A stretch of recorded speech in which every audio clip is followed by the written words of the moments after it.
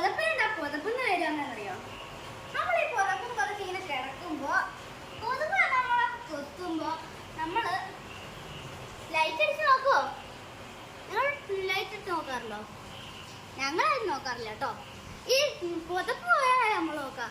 അപ്പൊ നമ്മള് തപ്പും, പിന്നെയും പോവും, തപ്പും, പോ തപ്പ്, പോ തപ്പ്, പോ തപ്പ്, പോ തപ്പ്, പോ തപ്പ്. അങ്ങനെയാണ് പുതപ്പെന്ന് പേര് വന്നേ. പിന്നെ ഈ ചുമരുണ്ടോ? പിന്നെന്താ ചുമരുന്ന് പേര് വന്നേ? ചുമ്മാ വരുമല്ലോ.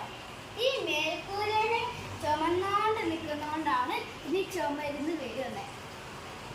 പൊറോട്ടയോ? അങ്ങനെ പെട്ടെന്ന് ചോദിച്ചാൽ ഞാൻ എന്താ പറയുന്നത്? പക്ഷെ തോക്കാൻ പറ്റില്ലല്ലോ.